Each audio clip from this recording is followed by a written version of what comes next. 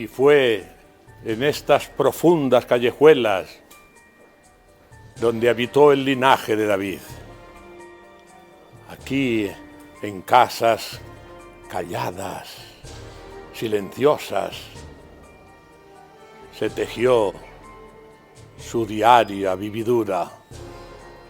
Calle de la Judería Vieja, la principal de la antigua aljama donde vivían los hebreos hasta su expulsión en el año 1492.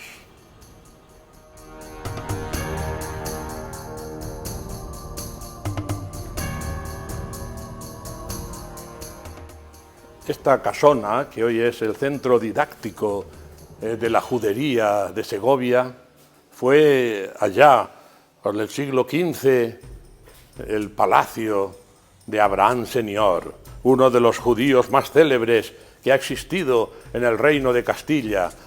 Allá, repito, por el siglo XV, Abraham Senior fue protegido de los reyes católicos. La reina Isabel le tenía en gran aprecio, le nombró el gran almojarife del reino, es decir, como su ministro de Hacienda. Era un gran banquero, un hombre poderoso que disponía de mucho dinero y que podía hacer préstamos a los reyes y proteger la hacienda de los reyes. Aquí se cree la tradición que es donde vivió. Posteriormente, uno de sus descendientes, Andrés Laguna, el gran médico del Renacimiento, que lo fue de Carlos I y de Felipe II, el gran humanista que sabía hablar en griego clásico y en latín, que escribió magníficos tratados de medicina, también vivió aquí, en este lugar, uno de los hombres más célebres y más cultos que ha tenido Segovia.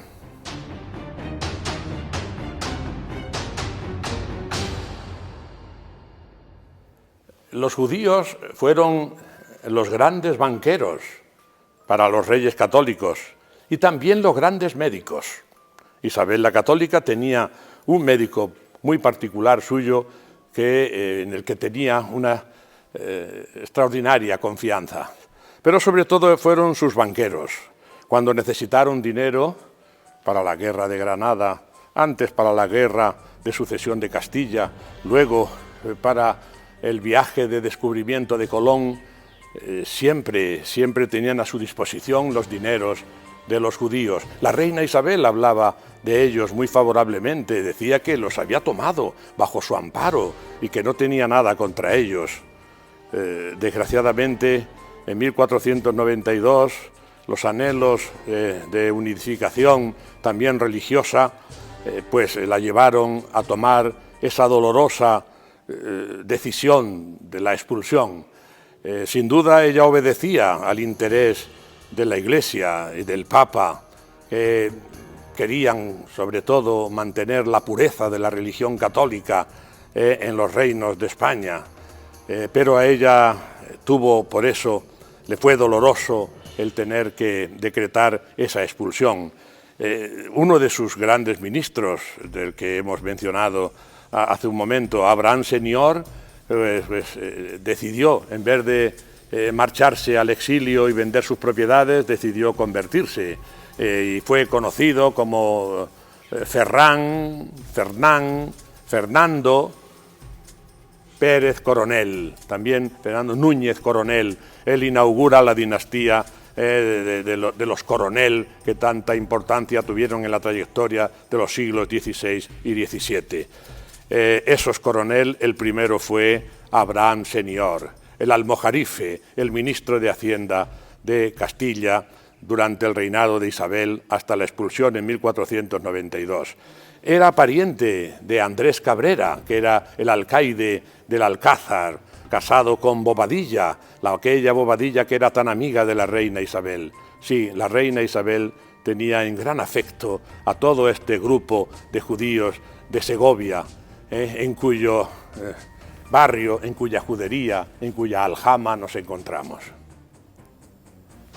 Andrés Laguna, médico, humanista, profesor, nació en Segovia. Aquí se cree que en esta casa, que después terminaría siendo también suya, Vivió en toda Europa, los Países Bajos, Italia, París, Londres, siempre enseñando en griego y en latín, que lo hablaba perfectamente, enseñando la doctrina médica que entonces se conocía, puesto que era un gran estudioso.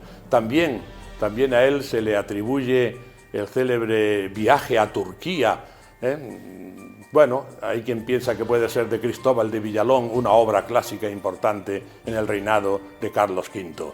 Humanista, escritor, médico, científico, un gran judío converso.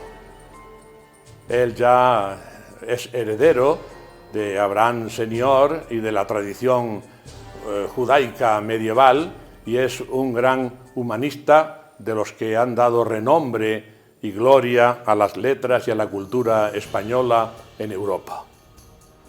Este espacio es conocido con el nombre de la Plazuela del Rastrillo, debido a la existencia aquí de un rastrillo o poterna que se había abierto en las murallas y a través del cual podía accederse a la ciudad después del toque de queda.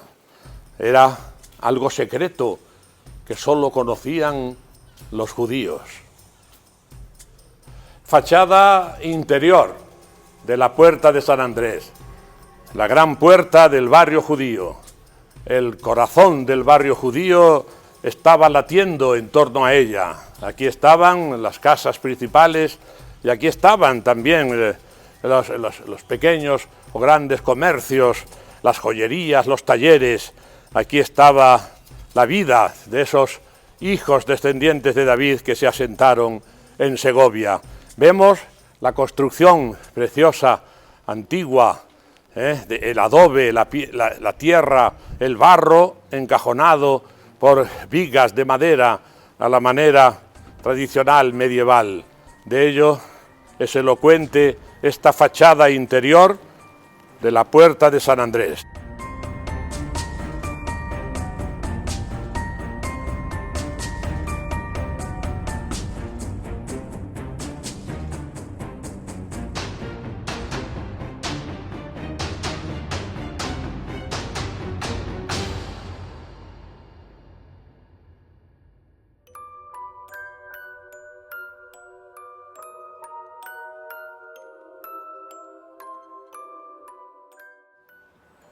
Fachada exterior de la Puerta de San Andrés, una de las puertas históricas y la más importante que se conserva de las murallas de Segovia.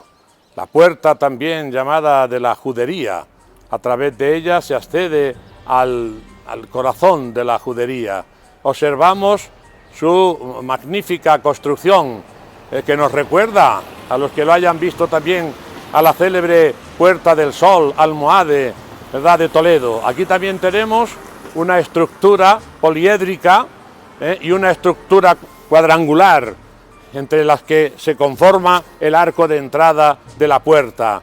En la estructura poliédrica ahí están esas saeteras defensivas en las que se apostaban los soldados para defender las murallas y evitar la entrada del enemigo. Asimismo, también en la parte superior observamos cómo allí pues hay habitáculos donde los soldados podían hospedarse, mantenerse, y a través de esas ventanas mudéjares poder observar también el exterior de la puerta.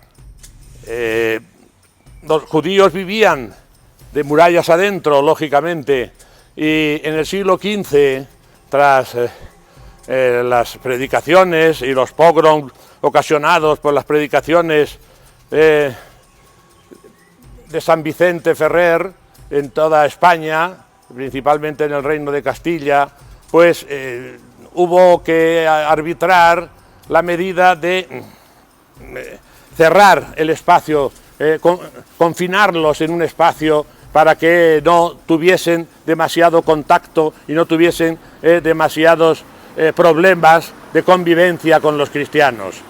Hasta 7 puertas llegaron a construir los reyes católicos para que tuviesen el acceso de salida y de entrada, y en los toques de queda pudiesen resguardarse en su barrio sin que tuviesen problemas de convivencia con los cristianos. Eran años ya muy difíciles, aquellos años del siglo XV, y llegó el triste pero inevitable decreto de la expulsión del año 1492.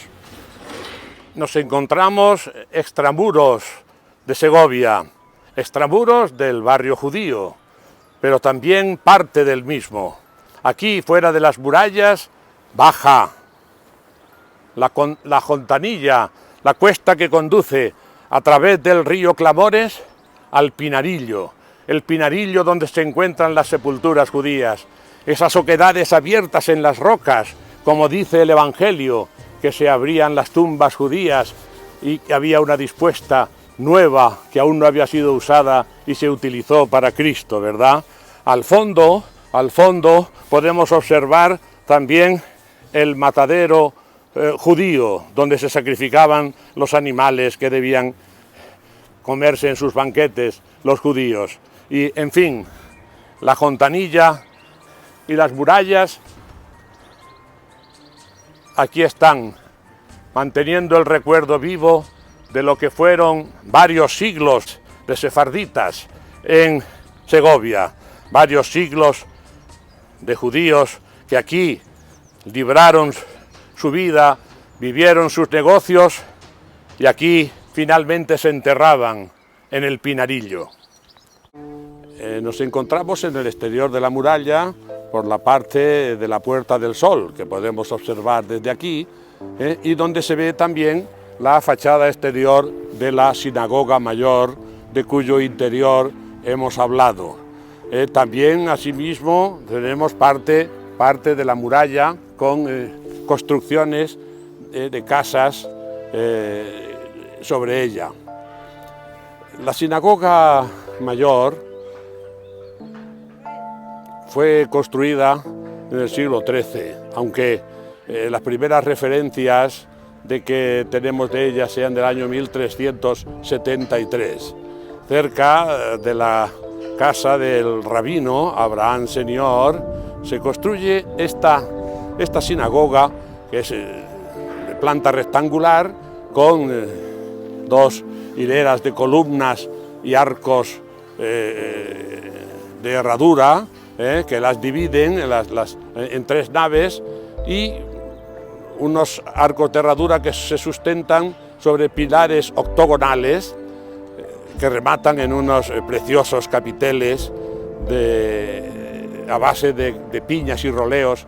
Es una estructura muy parecida a la sinagoga de Santa María la Blanca de Toledo.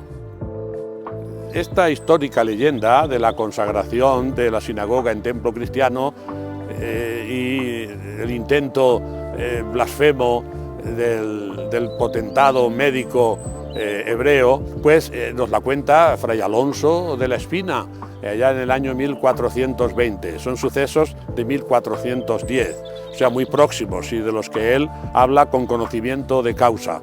Desde entonces, ha venido conmemorando en Segovia la fiesta de la Catorcena, cada año, precisamente para conmemorar ese suceso. De una de las 14 parroquias de Segovia sale una procesión hasta la iglesia del Corpus Christi, recordando aquella procesión inicial de consagración de la iglesia y de purificación de la misma.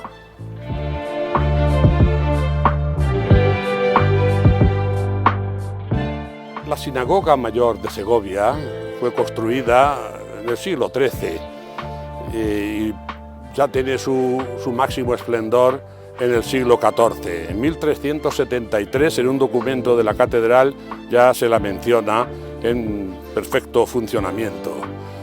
Es una obra en tres plantas, rectangular, en tres plantas, divididas por dos hileras de pilares octogonales, sobre los que se elevan unos arcos de herradura. Se elevan desde unos preciosos capiteles adornados con piñas y roleos.